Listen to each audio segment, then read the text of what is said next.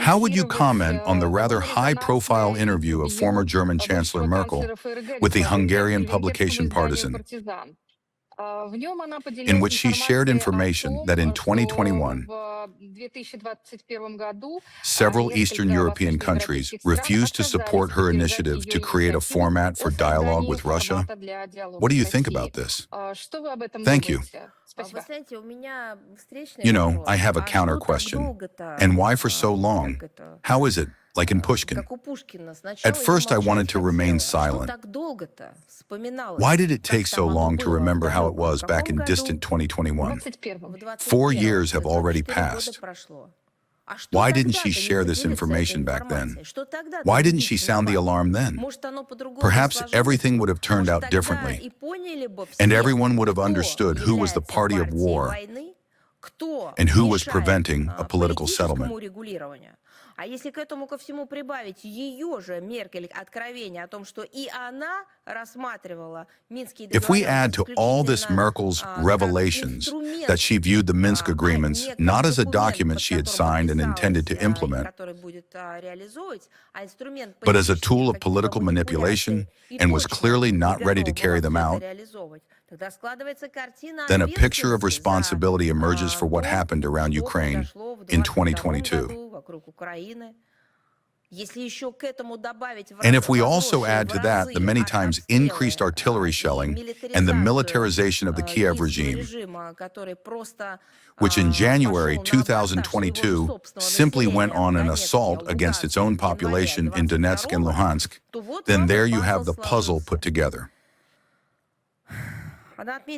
In the interview you mentioned, she noted that in mid-2021, realizing the need to build a political dialogue with Russia, she, being the federal chancellor, put forward an initiative to create a new format in which European leaders could, on behalf of the entire EU, directly talk with the highest political leadership of our country.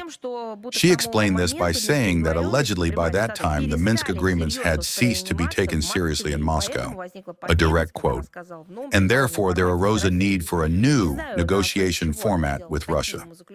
I don't know, on what basis did she draw such conclusions that the Minsk Agreements had ceased to be taken seriously in Moscow? That was never the case. It was precisely Russia that always did everything to emphasize their relevance. Let us recall that it was Russia that proposed to reinforce the Minsk Agreements through the mechanism of the UN Security Council, by issuing an appropriate resolution and making them mandatory for implementation by the entire international community.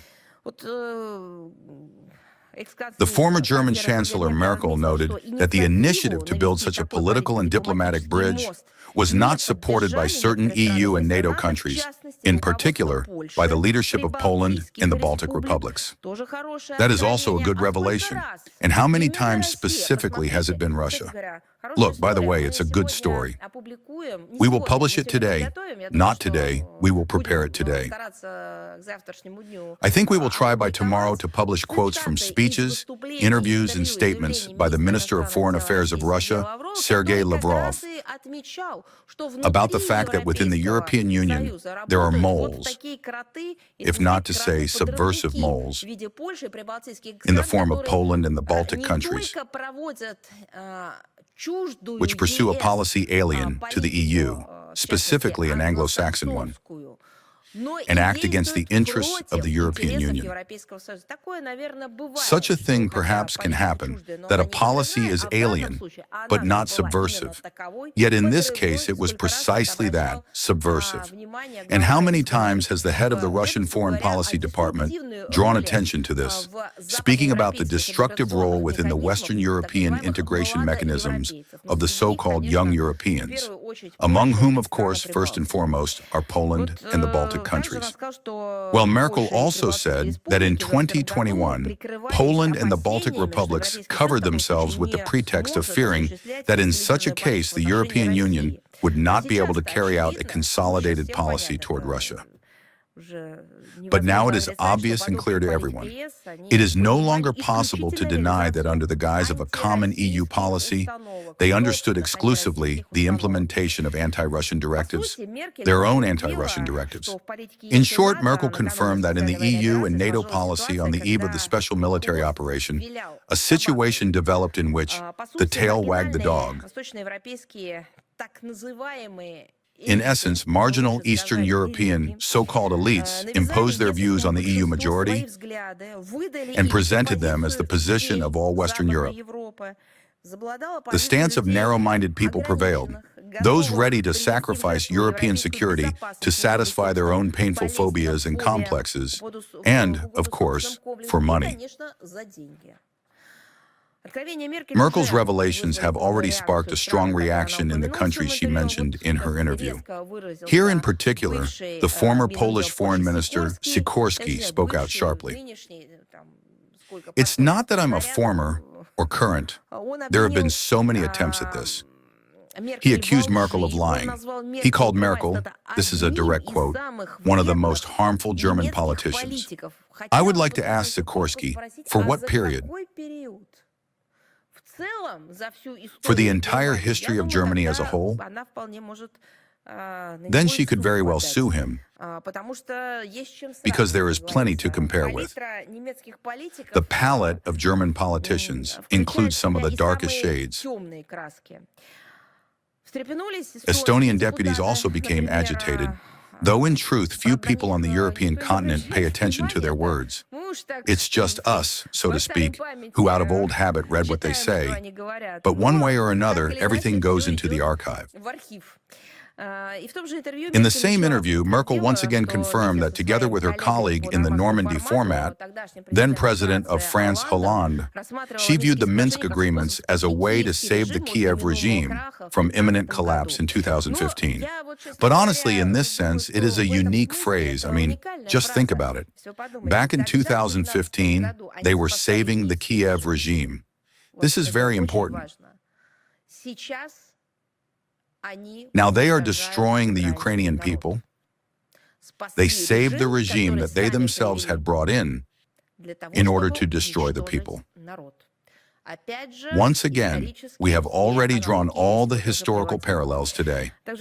As a diplomatic instrument, according to her words, they viewed the Minsk Agreements as something needed in order to win time for the military strengthening of that regime. Let us add that this thesis has been repeatedly stated by the former chancellor, together with Hollande, more than once after the beginning of the special military operation. That is precisely why her words about striving for dialogue with Russia in 2021, frankly speaking, raise doubts. How does one correlate with the other? Perhaps that dialogue was aimed at creating an appearance, in order to propose some new mechanism to divert from solving the main issues. Let us note that in her interview with the Hungarian publication, Merkel kept silent about many things. But we will fill in these gaps. For some reason, she did not mention Russia's consistent, long-standing attempts to achieve the implementation of the Minsk Agreements, about how the Kiev regime, with the help of its Western sponsors, sabotaged the implementation of the Minsk package of measures of February 12, 2015, which had been approved by UN Security Council Resolution 2202, how the regime categorically refused dialogue with Donbass, with their own people, as they called them then, and truthfully continue to call them, although they are practically no longer their legal citizens, and how they subjected the population at the time to their barbaric artillery shelling. Merkel did not bother to say anything about the draft treaty sent by Moscow in December 2021 to NATO member countries on legal guarantees for ensuring mutual security. Let us recall that a similar document was sent by us to the United States on a bilateral basis. To anyone who has been impartially following the situation in recent years, it is obvious. In reality, it was precisely Russia that undertook active and consistent efforts to build political dialogue with NATO countries in the interests of resolving the Ukrainian crisis and achieving international de-escalation. Whereas the sponsors of the Kiev regime, or in fact its creators, place their bet on diplomatic trickery, on deceit, on the undermining of international law, on an adventurous strategy aimed at inflicting, as they themselves formulated it, a strategic defeat on Russia. As a result, today they themselves are mired in domestic political and socioeconomic problems caused by this catastrophic mistake of theirs. It is one of those very mistakes that are worse than a crime, although one does not cancel out the other.